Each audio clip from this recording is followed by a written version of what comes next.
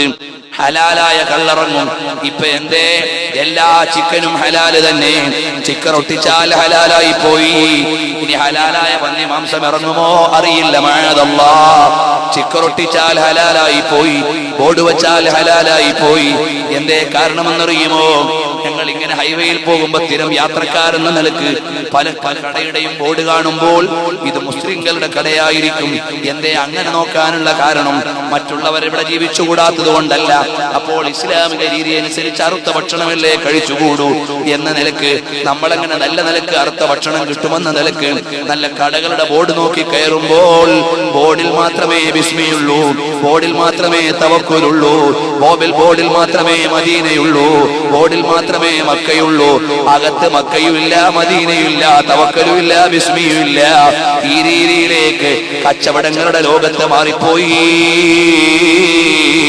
Sticker ഒട്ടിച്ചത് കൊണ്ട് ഹലാലാകുന്ന കാലമാണ്. അതിന്റെ പേരിൽ സമാധാനിച്ച് ഭക്ഷണം കഴിക്കുന്ന കാലമാണ്. എന്തു ചെയ്യാനാണ്? നാലുപാടുകൾ മുഴുവനും സൂക്ഷ്മതയുള്ളവർക്ക് ജീവിക്കാൻ പറ്റാത്ത കാലമായി. ചണ്ടിചവറുകളായ നമ്മൾ ഖിയാമത്ത് നാളിന്റെ അവസാനത്തെ ഇടിപ്പടക്കങ്ങളിലേക്ക് ചേരുന്നവരായി പോയി.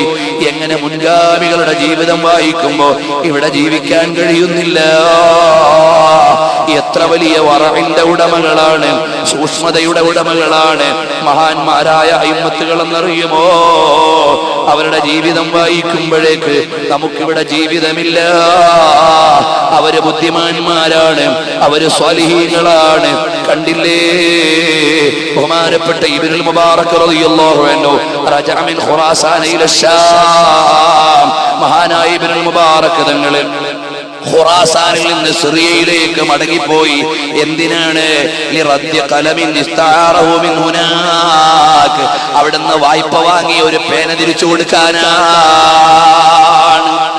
വായ്പ വാങ്ങിയ പേന കൊണ്ടുവന്ന് മറന്നുപോയി. ഖുറാസാൻ എന്ന സ്ഥലത്ത് നിന്ന് അവിടുന്ന് സിറിയയിലേക്ക് മഹാനവറുകൾ മടങ്ങി വന്നു.